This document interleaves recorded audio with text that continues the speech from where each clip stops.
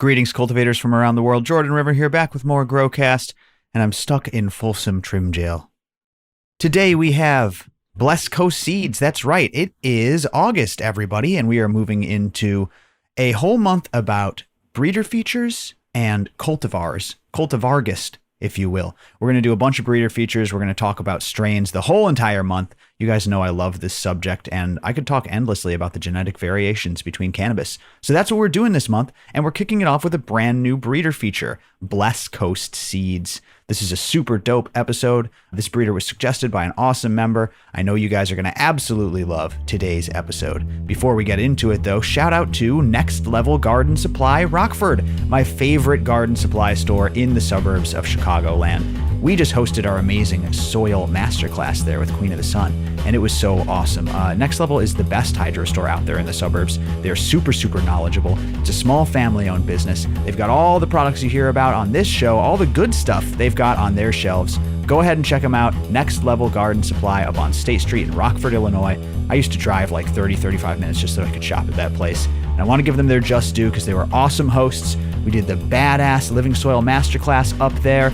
Again, with Queen of the Sun, it was an absolute hit, scoping everybody's soils, diving deep into that. So find them out in Rockford. Find us, of course, at growcastpodcast.com/classes. We're coming to a hydro store near you. Give us a suggestion of where we should come to next.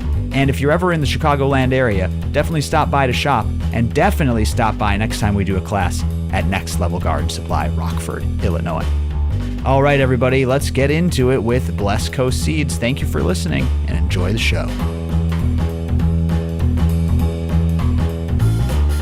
Hello, podcast listeners. You are now listening to Growcast. I'm your host, Jordan River, and I want to thank you for tuning in again today. Before we get started, as always, I urge you to share the show. Tell a friend about Growcast. Tell a grower. Turn someone on to growing if they're a smoker. That's the best thing you can do out there. And make sure to check out everything we're doing, from our classes to our Seed Co. and membership. It's all at growcastpodcast.com/action. Now, let's get right into today's episode. We are in August, and we are doing a breeder feature August. What more could you ask for? I know you guys love the breeder stuff.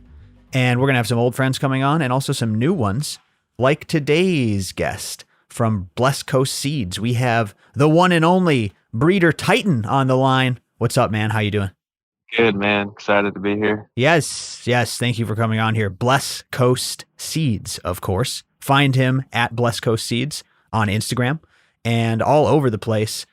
What's up, Bless Coast? How are you doing, man? A member, a beloved member, Crazy Legs, insisted that we have you on to feature you and talk about your strains. I appreciate you coming on. I know you're coming to us live from the West Coast. How is it going out there with the seed company and with everything? Oh, man, it's a gorgeous day. Things are moving along. It's the middle of the season, kind of, for what season we got. So, yeah, man, lots of exciting stuff going on. I love it. I'm looking at your cultivars right now. They look incredible. Before we get into the specifics, though, can you tell us a little bit about you and your story? What got you into breeding specifically? What brought you to medical cannabis? And what started Bless Coast as a brand? Yeah, man. So, I definitely smoked herb as a kid, but I really didn't start getting into the breeding part of it until I was around 19, 20. That's pretty young. And, yeah, I was pretty young, but I was kind of forced into it, man. I got in a really bad accident when I was 18, right out of high school, got a motorcycle accident, and I got paralyzed. And, I always loved herb, but after that happened to me, the whole aspect of growing the plant kind of helped me pull out of that situation a little bit, gave me something to focus on. And yeah, man, it was just kind of pulled me in, man, Wow. And yeah, that was kind of the start of it. And I was also really lucky, man. I had a lot of really, really cool mentors like Subcool and Hoko, like, just older cats that have been in it for a long time that kind of helped bring me along real quick. And that's kind of how it started for me, man. Wow. Had the honor of having Subcool on the show recorded before he passed. That's cool that he was a mentor of yours from a breeding perspective. But it sounds like you're echoing what I've heard a lot on this show, which is the medicinal aspect, and specifically breeding, coming from a medicinal need. Clearly you had this accident and you needed some bud that worked for your specific needs, and you probably realized, I'm going to have to breed what works for me. Is that kind of how it all started? Actually not really, man. To be 100% honest about it, it was more I had grown a lot of seeds from like overseas, and I was really big on the forums back in the day, so I had grown out a lot of gear, and when I found Subcool, I grew out some of his gear. It was just so much. It was just so Hmm. different. Better? Dare I say better? Well, better and just more vibrant and expressive, more hyper expressive in certain traits. I had never really experienced like pure lemon or, some of these different like candy variations and, like just the crazy things that Space Queen brought to a lot of crosses, the cherry from it. And it was just an eye-opening experience to see how, the plasticity of cannabis, that gene pool really is just unlike any other plant on this earth, man. You can almost find any smell you want to find, and you'll find smells that only exist in cannabis. So that aspect of it just really kind of captured my imagination, man. And after I met Subby and I showed him some of the gear I'd grown out, that's when we kind of developed a relationship. And I passed him this really special cutting I got from a cannabis church in Seattle. It was a Killer Queen cut, and it's a different one than the Lone Star cut. It was truly an exceptional plant, man. And Whoa. we exchanged that clone, and that's the clone that he went on to make a lot of his crosses with, like Scarlet Queen. Anything you see Killer Queen in that sub he made, that was with that clone I gave him. But meeting him and then growing out all his mothers and all of his clones, like the Exodus cheese, which I still work with today, and just getting the experience of growing through really truly elite individuals, and then moving on and growing out clones from like Lemon Hoko, like Hog's Breath and the pre-98 Blueberry Sativa. Like it just, like if you really want to get into breeding, you have to spend a lot of time going through the gene pool and growing out these elite cuttings, grow all the real chems, like get the provenance on them and grow out the real things. So you have these reference points in your brain for when you're making selections or going through new material, you can kind of say, this is like that, or I've experienced this before. And so I spent a lot of my early time just learning how not only they did the business of selling seed, but also just like which cultivars are truly exceptional, which cultivars go together well, things like that, and that is the majority of how I spent the first 10 years. I'd say most of that time I was just making seeds. And for the past 5 or 6, I've really been more into fixing traits and getting Hmm. more into the science side of it. I'm right now I'm studying plant breeding and genetics at Oregon State, and just combining the more technical side with the experience of growing through so many clones and special individuals, and putting those two things together is kind of how I've based a lot of my projects. That's really cool, man. I love that. Do you want to speak on that for a moment? Just kind of the idea of locking down traits. You know what I mean? Whether you want to talk about the traits that you specifically look for or what you've learned in your education. Yeah. I hear a lot of breeders say you got to take it to F3, you got to take it to F4 or whatever. What are your thoughts on solidifying specific traits in cannabis lines? Well, cannabis is a naturally cross-pollinated plant, so therefore, due to that forced cross-pollination, and most of the genes and most of the individuals you find are going to be highly heterozygous, meaning they have one copy of one gene and another copy of another. And when you're talking about fixing traits in cannabis, and people are saying, "Oh, I got to go to F3, F4," that mostly refers to when you breed siblings together, you have a higher chance of recombining two copies of the same gene. That's Right. called being homozygous, right? And for me, the way you go about selection determines on what you're trying to achieve in the final goal. Like for instance, if I had a plant, single individual that I thought was perfect in every single way, nothing I could improve on this plant, I might go about a project completely different as far as selection and what methods I use as far as like either selfing or breeding, go about recreating the fixed, whatever traits that has in a progeny kind of exhibit that trait. But for me, I don't really try to recreate things. I try to improve them. So an example would be like Exodus cheese. It has an amazing terpene profile. I mean, one of the most amazing things you can ever smell on this planet. It's unlike any other plant, but it has other qualities to it that could be improved.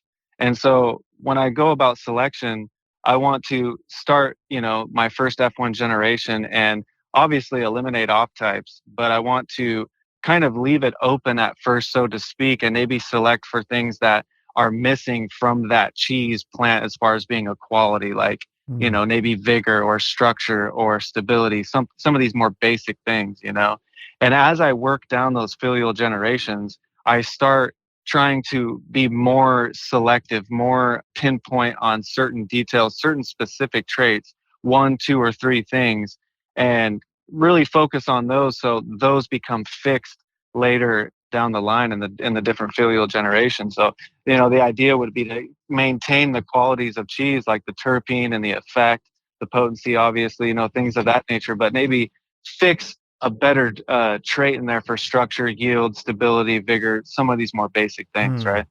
I love that. I love that kind of approach, selecting exactly the traits that you're looking for in each one.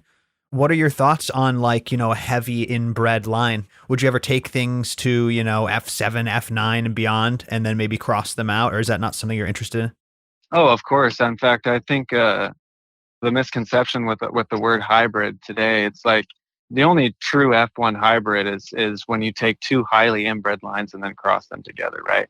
And that's when you get what's called hybrid vigor or heterosis, where you see individuals that express at a higher rate or a higher quantity of a certain trait over both of the parents that you started with, right? And so, for instance, like my main line, which is Samurai Sour, aka Mm-hmm. Adam Splitter. That is a highly inbred line of sour diesel. I absolutely love sour diesel, and so that kind of, if you look at it, is an inbred line of sour diesel. But at the same time, there are some outcrosses in there with plants that offer a very similar set of traits. So my thinking on it is, if you inbreed too far, you can get inbreeding depression where you get, traits that are not advantageous, right? But if you can start inbreeding with subtle outcrossing with plants that offer very similar traits, Mm. the population might still be heterozygous, might still have variability, but it's going to have variability between things that are very similar, That's a good right? point. So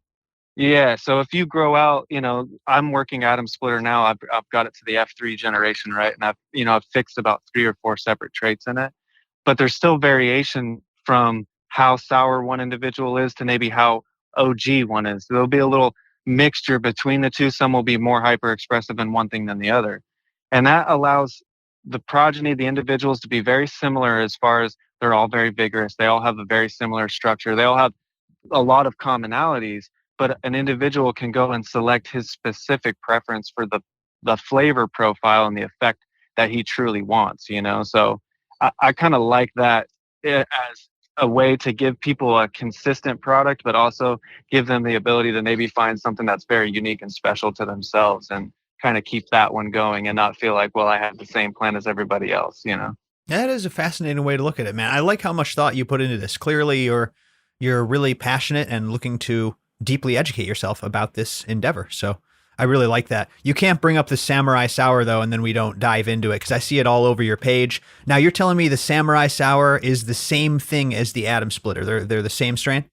Yeah, so it started out as Atom Splitter when I originally started it, but Obsolete had an Atom Splitter line, and I have a lot of respect for the guys that came before me, and so I changed the name to not Man, not confuse. isn't that funny? We're gonna run out of words though, Titan. Honestly, I Uh, totally respect that, and for you to be like, okay, I'm gonna change this because I respect the guy who made the original. That's amazing. But with so many people making crosses, we talk about this on the show a lot, man. It's so funny. Like you didn't mean to double name that. It just happens because we're running out of words. me and my other buddies laugh. My breeder buddies laugh, and we kind of say, well, unless you've sold 500 packs under that name, it's not your name. I But love that. but uh, That's but funny. Obsolete though has been in the game for a long time, and Sure. I was brought in the game real young, and I have a lot of respect for the guys that pushed this forward, because unlike today, back then you'd go to jail and lose your family over some of these clones and these plants keeping them alive. And so I have a lot of respect for them guys, man. That's nice of you And for, so for you to do that. That's really cool. That's funny too, because yeah, we've got an Atom Smasher, which is dangerously close. I gotta say yeah, though, I like Samurai Sour better as a name. You have the alliteration, and it just kind of looks like a Samurai Sour. yeah, I'm gonna say I'm gonna be real honest. I'm not trying to hurt anybody's feelings here. I feel like because I remember the Humboldt County sour diesel and stuff like that. I feel like this yep, is the most impressive sour diesel that I've seen in a long time. I almost feel that sour diesel had dropped off a little bit there. I don't know if it was, the good cuts collecting viroids over time or what have you, the quality kind of degrading over time. But diesels, sours specifically, I feel like we're kind of falling off there a second. And I'm looking at these and they look beautiful, man. I'm impressed, I must say. And do you agree? Do you feel that sour diesel and a lot of these kind of heirloom or whatever you want to call them strains that we're so familiar with, I feel they almost degrade over time sometimes. Well, there's definitely viral accumulation when you keep clones around for a long time. But I think, there's a couple of different aspects to it. There's the nostalgia, and people kind of remember things grander than maybe they really were. Definitely. And specifically speaking of sour diesel too, that gene pool and those cultivars, a lot of Rez's work. And, I grow a bunch of old sour. I have like 4 different old sour diesel cuttings right now that I do work with. And it's one of those plants where if you don't grow it right and you don't nail it, it can end up a little boofy. But if you do it right, it's truly one of the most elite experiences I mean, the flavor and the high are so, it's one of the jars that you'd never get tired of smoking. You Mm, can have a jar of like Tangy, something real hyper, terpy, whatever it is. You get tired of it kind of quick. You never get tired of really good, sticky, dank sour diesel, man. It just, and I love it. for me though, I'll tell you what, like that's one of the prime examples of having an elite old school cultivar that has a lot that can be improved upon, man. That has a lot of really exceptional traits and it has a lot of really shitty traits. Yeah, that's an honest take. I agree, and Yeah. that's a good point too. Because when you try it around the country, maybe you're trying it at dispensaries or this or that home grow. Some strains need to be babied in order to express themselves properly. So that is actually a really good point, and maybe why I've observed not getting my head blown off since those like Humboldt days. I remember that sour. It's a full process thing. You can nail the grow and mess up the cure and the dry on sour diesel really easy. Totally. It's like chem. Chem has a really short shelf life. Like if you have a really nice fresh batch of chem, it'll blow your mind. If it sits on the shelf for 2 months, it'll turn orange and brown. It'll lose everything to it. And sour diesel is kind of the same way. You kind of want it a little bit fresh, real sticky, real fucking moist, and like has that pillow texture to it. Like you really Totally. want to, like there's a feel to it, man. And I think a lot of days people are relying on kind of set standards and everything's real automated. And cannabis is so diverse. Until you really dive into a gene pool and dive into an individual for a long time and grow it out for a while, you're not going to be able to get that really good expression out of it that maybe you got from the guy who has done that. Man, I agree. Unless it lines up perfect with your environment by happenstance, like Yep. Yep.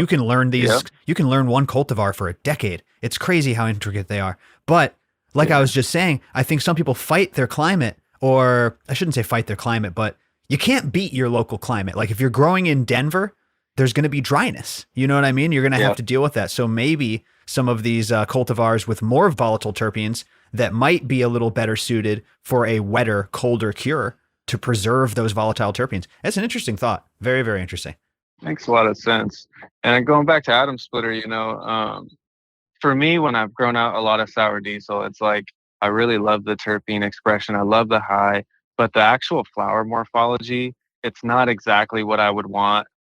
Like, when I was talking to you earlier about putting together all the pieces of a cultivar, I think some people kind of get lost in one part of it. Like, this has a cool fan leaf. I'm going to keep this line around and just use this fan leaf as a genetic marker. And it's like, well, the guy who's smoking that herb, he don't care about what that fan leaf looks like. There's a cultivator side of it, there's a consumer side of it, and there's also like the trimming and the Yep. Processing. Yeah. processing. Exactly. So when I'm looking at these plants, I want to figure out how do I put together a set of genes in one population where it's an amazing plant to grow, it's an amazing plant to process, but overall, most importantly, it's an amazing plant to smoke. And with Atom Splitter, that was really my goal for that sour diesel line, was to take a lot of the really good sour diesel cuttings and try to pass on that experience of sour diesel, but make it easy to trim, make the flower morphology to where it's got today's standard of what things need to look like to be sold without people being able to smell it. There's a lot of little pieces to it, making it have the right structure and a super amount of vigor so you can get through cycles quickly. I flower a lot of my Atom Splitter seedlings like 12, 14 days from seed, and they end up 3.5 feet tall with a really good yield. And Wow. for me, being able to flip through cycles fast is not only advantageous as a breeder, but just for a producer, it's an amazing thing to get through cycles quickly and still end up with a nice yield and an amazing product, because the less time that you're vegging, there's less time for problems to occur, either whatever it be, pests, mismanagement, AC goes out, whatever it is, right? It's So, true. Less overall cause mortality. And we were yeah, just having this conversation in the member Discord, which is if you can shorten that veg time, you don't have to beat or even match your yield necessarily. If you get more right. plants in there and then flip them earlier, you can do the math in your head and you might come in a little under on the yield, but so far ahead in time that year you would yield more. So it's an interesting thought that like time is money, time is yield, and flipping it earlier with the right cultivars, to be very clear, with the correct cultivars, flipping Yeah. it earlier can be like a massive game changer in your bottom line or just your medical supply or whatever. Yeah, it's the architecture of that plant that you're flipping too. Like with Atom Splitter, you're going to get a lot of really good elongated cola. But, again, even on those colas, I don't like colas that like they fit form where you're like pulling pieces out of a cola, because that offers really bad consistency throughout a pound, right? But I want them to elongate and connect. So there's even Hmm. like specifics to that morphology. But my main point is that yield comes down to canopy depth, not canopy width. The more depth you have in a canopy, the more yield you can get, right? If you Hmm. have a ton of large colas stacked next to each other that, are giving you a good depth of canopy and another under canopy underneath that, you can hit those yield goals just as easy. But if you're growing out, say Bubba Kush, where you just have little golf balls on a flat canopy Right. and you're trying to do numbers, it's not necessarily going to work for you like that. And when I was starting out and I was more just interested in just the flower itself, like even like a good example, like growing Subcool's Tiny Bomb Cut, pitiful plant, amazing weed, terrible yield, right? But amazing weed. Hmm. I was more focused on that in the beginning, but after I owned a 502 and I did, years of trying to make that go, that's 502 is a recreational grow in Washington. And then, I also consulted for really large operations, thousands of plants, big rooms. And I learned that like there's a whole nother side to this industry now that Yes. has to be taken. Like if you have to take account for that. And, a lot of us old school forum guys are like, the industry's the devil or whatever, but this is the reality, man. This is what it is now. And so if you're not going to Yep. look at it from a professional and, use the technology that's available to you, if you're not going to look at it in that way and you're only focused on, hey, this weed's dank, like you're just not going to survive. So it's definitely about putting, a lot of these practices that have been in use for a lot of our other agricultural crops now and applying those to cannabis, but maintaining what makes cannabis special, what that old school back in the day type of vibe we had with a lot of these plants, keeping that alive, but improving their ability to actually be grown in a commercial setting. Because I'll tell you, I tried to run pre-98 blueberry and a lot of these old cultivars in a 502, and it's just the money's not in it for you to grow a plant that's not going to be able to be commercially viable, man. And they'll suck the life out of you financially, and doesn't matter how good the herb is, man, if you can't produce enough of it at the right cost. So That is a really good point. And also on the home grow side, usually your plant count is limited. And if you've got 5 plants in Illinois and they're all golf ball buds, like you said, you're not going to have enough to last your medicine until the next harvest. So yield does matter, and you really want to check that box of yield and trichome density. I'm still scrolling through these Samurai Sour pictures, man. Just really impressive. The bud size is there, really good trichome coverage like halfway down the fan leaves. I love that type of fan leaf coverage. Yeah, really, really delicious looking color show. Nice, beautiful color show. Fade at the end.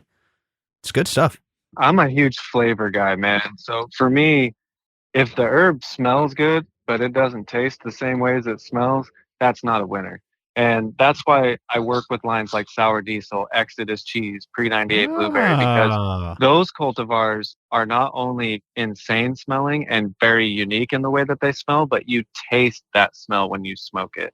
And that to me is a huge, I mean, like when you have a good bag of Sour Diesel, your lips smacking for a minute after every hit, because it's just the flavors there. that is a really good point. Yeah, all the work that I do, I mean, I could just make cookie hybrids and things like that that are really beautiful and bag appeal, but they don't have that flavor. Yeah. You know, they don't have the flavor for me. So yeah, I'm a big flavor guy. That's really, really cool. And a little bit surprising. Honestly, like I said earlier, I thought it was going to be more medicinally oriented, but you were like, it's all about the terps at the end of the day. I mean, listen, yeah, cannabis is my medicine, but flavor is what you seem to lead by. Well, the terps kind of give you a precursor to what the effect's going to be like. And for me, cannabis is such a subjective thing, and everybody's chemical physiology is so much different than the next person. And so what might affect me in one way might not affect somebody in another. That's true. I feel like my goal is, again, to provide an exceptional plant to grow that has the right amount of variation between a very specific set of things to have variation within, that people can find the one that really works for them. That's the thing. It's not a blanket type of plant where, yeah, this plant has, it's a type 2, half CBD, half THC. It'll work for everybody the same way. Like, the terpenes matter, man. There's an entourage effect. There's it's just like aromatherapy even, man. Like, they make a huge difference in the experience, man. And the thing we're all hunting with these elite cultivars, these elite clones, is an experience, a repeatable experience. Right. That's exactly right. Really good point, man. And like I said, clearly you've given a lot of thought to this, and I like that. Have you gotten any of these tested? We'll be right back with Blessed Coast, but before that, shout out to the Order of Cultivation. This is the GrowCast membership program you've been hearing so much about, our secret society of growers. Listen, the membership program brings a ton of benefits. First of all, if you like this show, you're going to love membership. You're helping support the show, and you get tons of bonus content. Archived GrowCast episodes just for signing up, hundreds of hours. You'll never run out of content again. Second of all, we've got the actual live streams. GrowCast TV is every single Wednesday night for members only. It's the greatest show in cannabis for the greatest membership in cannabis. And you will love GrowCast TV. It's broadcast live from the Biodome, my studio /grow. You are going to absolutely fall in love with the show. We do long form interviews. We do game shows, contests, giveaways, live interaction with chat. It is absolutely killer. Come and check it out at growcastpodcast.com/membership. That's where you can find all of it. Not to mention our little Discord community. That's right. It's a private Discord community, and I'm telling you, it is the best. We are like family in there. If you want to swap and trade, talk about growing, get all of your garden problems solved, we will take care of you in the Order of Cultivation Discord. Not to mention the AMA live streams, bonus content, extra giveaways, weekend updates. GrowCast membership, the Order of Cultivation, is absolutely packed with benefits that you're going to love. So don't wait anymore. Go to growcastpodcast.com/membership. It's a perfect day to sign up. It's the first of the month. Jump on in there, because I will be closing registration and making it invite only sooner rather than later. All right, everybody, go and check that out, of course. We love the Order of Cultivation. Thank you to all the members. Thank you to all you listeners. Let's get back to Blessed Coast Seeds. Have you gotten any of these tested much, or had these like what types of numbers of terpenes and things like that, and types of terpenes are you looking at with the tests? Well, I'm not a big believer in a lot of the terpene testing, because I don't believe that a lot of the terpenes expressed in cannabis are even calibrated in those machines to even be identified. But they're all over the place, man. 20s. I mean, nothing outrageous. I mean, even if they were, I probably wouldn't really believe it. As far as terpenes go, there's some that range in the 7s, 3s, 4s. It's all over the place. It's really cultivar dependent. But again, I've had for an example, I had a Pandora's box pheno that I absolutely loved, and it was easily one of the most resinous plants I've ever seen, and it's so hyper lemon. And that thing tested at 14%, but it tested at 7% for terpenes, because limonene obviously calibrated into a lot of these machines. So, I mean, again, I just think, especially for breeding, you want to be able to put quantifiable numbers to a lot of these things, but our ability to measure a lot of that stuff is not truly 100% accurate. So you kind of got to use it as just a piece of the puzzle, Absolutely. It's not a big part, it's a small piece, I think that you're dead on, and I have no way of proving this scientifically, but there's so much more that goes into aroma and flavor than we're giving credit for. Yeah. With cannabis, there was a speaker at the Regenerative Conference saying how the cheese flavor comes from a naturally produced butyric acid, and how that's not something, we don't measure, we don't talk about it. And there's all these other hundreds or who knows, thousands of compounds that cannabis is capable of producing that aid in aroma and flavor. 100%. Which interesting. 100%. A lot of the listeners know that I work in coffee as well. It's the exact same thing, man. There's 500 plus compounds that can be found produced by the coffee bean, and we don't know how a lot of them contribute to health and flavor. This is the most studied food product on the planet. We don't know. So I don't know. I'm skeptical of the tests too. Yeah, and it's one of those things too where like you've been through a lot of coffee and your palate flavors and different chemicals identify themselves differently to your brain than they would to somebody who hasn't gone through a lot of coffee. And going back to the whole collecting clones thing, then like I've literally tried to grow out every elite clone that I could ever find that I've been told that was worth growing out simply for the experience to update my brain's data, man, to be able to pick up on these subtle differences, man. Like that's the people get into the breeding thing and it's like, well, how long have you been growing for? That's not really the question. The question is, how many cultivars have you gone through? How much of the gene pool have you experienced?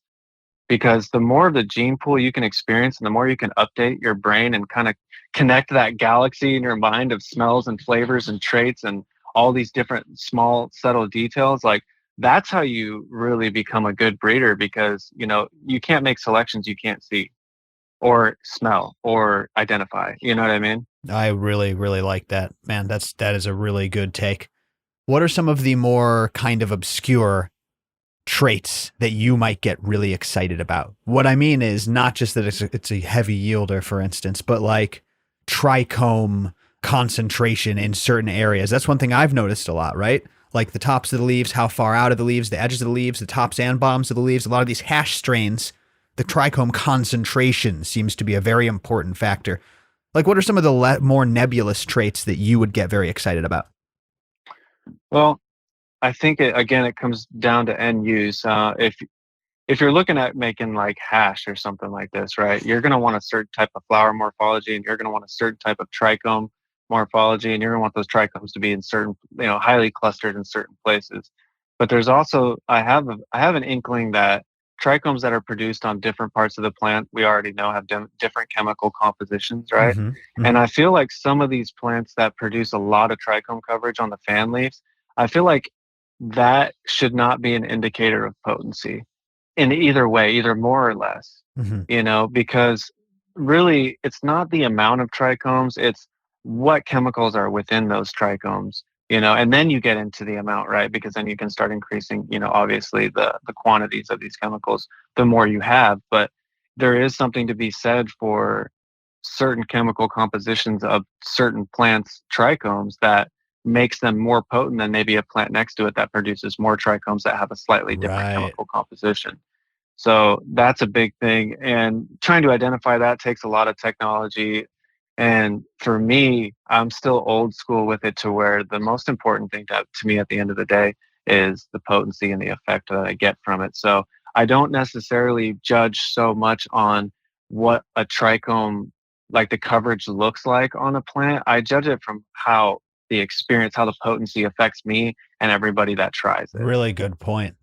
Yeah, that's kind of more, the more I get into the technological side of things, and especially for breeding and using like marker assisted selection and identifying genes and actually going through the chromosomes and making selections that way, you also think of it from a technological standpoint of like, yeah, there may only be one gene for THC, but does a high THC plant give you a higher experience of potency than this other plant over here that maybe is polygenic for a gambit of different terpenes and other chemicals, like you were mentioning earlier with cheese, that give it a totally different experience? And the potency for an individual is just maybe not more, but it's more expressive in one direction. Yes, 1,000%, man.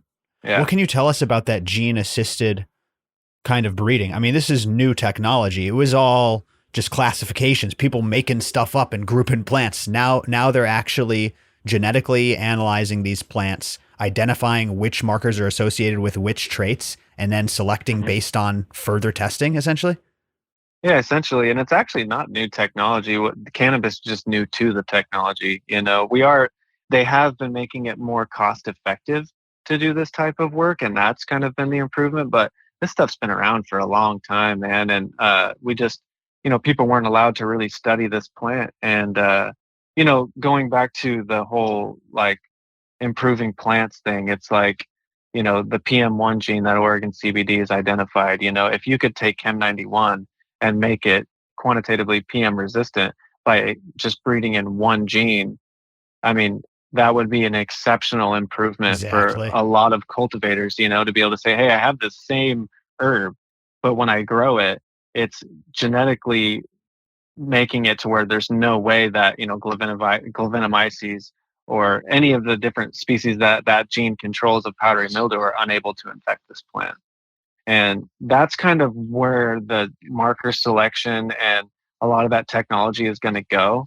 It's going to go more towards that, like, they've just identified which gene turns on and off THC, and they can manipulate the amount of THC a plant can produce by manipulating Wow. this gene. And, now they're getting into the whole triploidy thing where they're able to stack 3 copies of genes and see how that expresses itself phenotypically, and so it's not going to be, I know guys like Chimera are doing some more work towards getting towards specific terpenes and identifying genes that associate with those terpenes. But I think the big deal for the large ag sector is going to be more towards improving utility, making certain plants more fibrous, or, unlocking higher amounts of certain specific cannabinoids to, CBDV and all these really kind of new novel cannabinoids in plants. That's where that market's going to go.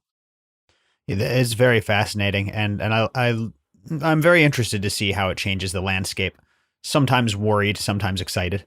This Yeah. kind of lends to my next question, though, a subject that I really don't know much of anything about. These gene editing programs or strategies, processes, I don't know Hmm. what you would call them, things like CRISPR Hmm. out there that you Yeah. can, the idea is that if you just need to change that one gene or manipulate it, like you said, you use this gene manipulation process. What are your thoughts on something like CRISPR and its possible impact on the cannabis industry?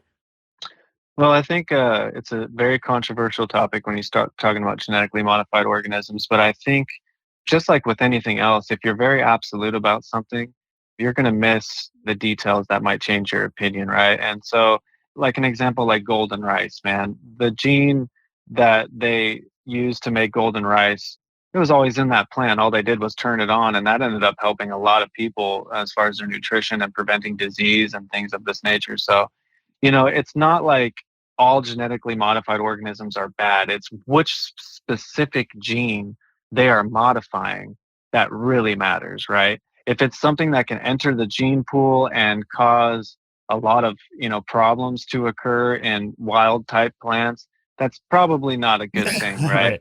But if it's something that we can control and helps people, then that could be a good thing, And I think when you're talking about CRISPR, a lot of these things come down to, I mean, some of the stuff's really simple, like single nucleotide substitutions where they change just one letter in that gene, and all of a sudden it gives a totally different trait, right? Or they're taking whole genes and splicing them into plants and giving them the ability to do different things. And I think when you get into that type of subject, you really just, like I said, you have to focus on what specific gene they're working with and what's the real goal here. Is it something that's just totally focused on just making money, or is it something that, could end up helping people, And it's Yeah. just like with all technology, you got to use it for the welfare of people more than profit, and then you'll usually end up in a good spot. Do you know how that process occurs? What that process looks like? So you're talking about the DNA chain and replacing a nucleotide. What are they using? Is this chemically done? Is this done with the aid of a software program? What's the idea behind this? It's actually bacteria, right? So Whoa. they've identified bacteria that can basically go along a chromosome and cut certain portions of that genetic material out, right? They cut it out. And then what they do is I'm trying to describe this in as most latent terms as Please. I can. Yes. What they basically do is, okay, so you're looking at a gene and it's like a sentence, right? You can read it because it's a certain order and combination of letters, right? And when you read that order and combinations of letters, you understand what it's saying. When you go and you change one letter in that word, you might not understand what it's saying, or it might say a completely different thing. Mm, And that's kind of what they're doing, is they're going in there and they're changing either one letter or one word in a sentence of this genetic code, and it's now saying something else, and it's now transcribing a different trait, a different protein that can make something different express in that plant, right, if that right. makes sense. Yeah, so exactly. So when you take a look at these dog breeding programs, they have all these letter combinations that will match up to different traits of the dog. Like if it's, Exactly. this shade or that shade or has a spot or whatever, Yep. and it's all, quantifiable in percentages and things like that. But you're saying that this is what I didn't know is a bacterially aided process that replaces Yep. some of those. That's really interesting.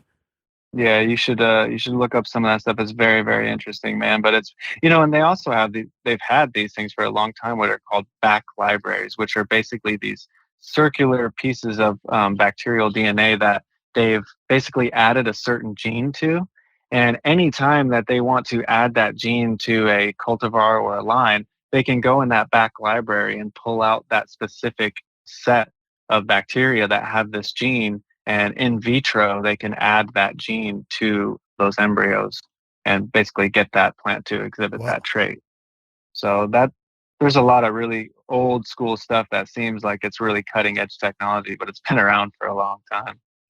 Well, I mean, it's interesting because it's this stuff predates the internet, but we're about 50 years in, a little less than 50 years into the discovery of DNA, Hmm. and here we are. You know what I mean? Like, Yep. where's this gonna go? I've made a joke before on this show, like glow in the dark cannabis. You know what I mean? Like, what is this?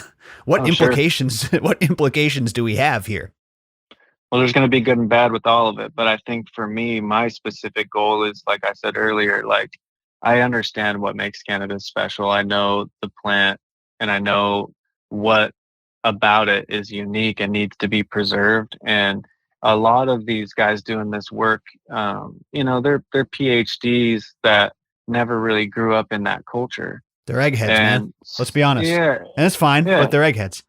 yeah, they didn't grow up in that culture. And my whole thing is, like, I want to make sure that culture is preserved and considered when we're using this technology to make improvements, or not. And so I think the more and more that guys that really are passionate about the plant dive into the academic side of it and really try to get their hands into some of this technology, I think that's what's going to help us preserve, I think, what we're all hoping doesn't get destroyed, by these big companies using these forms of technology. I totally agree, man. That is a really great take. This was an awesome exploration. I want to make sure we have time to talk about what you're working on now, what the future is for Blessed Coast, and get all the plugs Yeah. in and all that good stuff. But seriously, awesome episode. I do appreciate you being here Oh, and me sharing this too, man. knowledge. 100%. Um, Love it. what do you have planned for the rest of 2022, going into 2023? Continuing to work on sours. Anything new that you'd like to tease? Oh yeah. So yeah, there's definitely a couple new things, but I'm continuing Samurai to F3 and doing some combining ability testing on a bunch of different female selections. And like I mentioned earlier, I got Rez's old sour cut, which is the same cut I kind of started the line with back, I think it's like 5 or 6 years ago now. So basically, what Atom Splitter is it's Headbanger, which is a Rez IBL kind of done by Karma, basically a sour IBL line. I took a Headbanger male, crossed that to the Rez cut. I took that Rez cut and I crossed it to a Sour Power OG. That's where the Biker Kush OG kind of things come into. Damn. That's the F1. So the F3s are basically an inbred line of that work. Now I've taken an F2 male and I've taken it back to the Res clone. I've taken it back to the original diesel, the 96, and I've taken it back to the Choco cut, which I believe is the same as the Skunk Tech cut. And I have another old sour diesel cutting that we don't really have the provenance on, but it's either an S1 or a sibling, something along those lines. Sure. That's really an exceptional plant too. And so, but those will be coming out for testing. You can get those on the Discord. If you're a part of the Discord, you can test some of those for me. Those will be coming out in the next 2 months. And then the Exodus Cheese Samurais, man, that's what I'm super excited for about this next drop. It's going to be like a cheese diesel kind of thing, and I'm really going to work through and try to make a really something special out of that line, because those are basically two of my most favorite cannabis. Like it's a marriage of two of my favorites, and they're both in that same kind of funky spectrum, right? And so that will be cool. And then I'm doing some V2s. I did the GG4 splitters and the pre-98, the blueberry splitters, which people really love. Those will be V2'd, so it'll be a different male. F2 male should have a little bit more of a consistent progeny, because that F2 male is going to be a little bit more fixed in certain traits. And then what else is coming out? Loompa, man, my buddy Loompa. So he's got that headband, which is probably the best OG that you can find. So the splitter headbands will be coming out. Ooh, I like that, man. I love a good headband. Again, that NorCal area. There's a lot of good headband floating around. Well, Loompa's headband specifically, not the 707, not all that fake whatever, like Loompa's headband, it's a pure OG, but it has this extra touch of this weird funkiness to it that it's an amazing plant. And I'll tell you what, the potency of that plant, 10 out of 10. That's one of the most potent plants I've ever smoked, ever. And so that'll be a really good cross, and me and Loompa are going to work on that and, work that down filially and try to get a really cool expression of that potency that headband has, but offer some of those more crazy sour diesel and kind of, mix of OG and sour diesel terpenes on the smells there. But yeah, so blueberry splitters, the headband splitters, the cheese splitters, all the F3s, and then those 4 sour diesel lines. I think I got a Gelato 41 in there too, so there'll be a V2 of that Bassia to the splitter too. So a lot of cool shit, man. Yeah, the Gelato 42, you said? 41. I grew up to 33, the 45, the 41, and to me the 41 was the best, man. 33 was cool. I liked the herb. Plant was real iffy as far as a lot of, cookies, kind of a prime example of really good herb, really shitty plant. So sure. Yeah, that's kind of the next drop that's coming out, and those will be available for testing on the Discord, man. So if you guys aren't in Discord, definitely try to get in there. Northwest 47 group, and then the Blessed Coast server, the Artful Science of Cannabis, is definitely willing to take in new testers and grow the community, man. Go and find them, everybody. At Blessed Coast Seeds on Instagram, and then I believe there's a link to the Discord on there, if I'm not mistaken. Yep. Go and join. Check it out. Blessed Coast Seeds, Sour Samurai. Sure. To get my hands on some of those, throw them in my own tent, man. Miss that sour. I want something sour. You know what I mean? Make that mouth water. Cool, man. Well, that about wraps it up. Any final words before we sign off for the audience here? Nah, man, I'm just appreciative to be here, and just, thanks for having me on, man. Oh, thank you, man. We appreciate you coming on. This is an awesome first appearance. Listeners, drop us a line. Let us know how you like today's episode. I know you love this breeder feature. We're doing a whole month of them. And again, thank you, Blessed Coast. This was awesome, man. Appreciate you taking the time. Stay blessed, guys. Appreciate it. All right, everybody. You can find us at growcastpodcast.com/action to see everything we're doing. And we will see you next time on the next Growcast. Be safe out there, everybody, and grow smarter. Bye-bye. That's our show for today, everybody. Thank you for tuning in, and thank you to Blessed Coast. Before we wrap up today's episode, shout out to AC Infinity, everybody. The best grow gear in the game. Code GROWCAST15 saves you 15% at acinfinity.com. They've got the thick, sturdy tents with the thick canvas and the thick tent poles. The best tents in the game. They've got the fans that you need, the inline fans, the Cloud Ray oscillating fans now. Again, code GROWCAST15 for 15% off.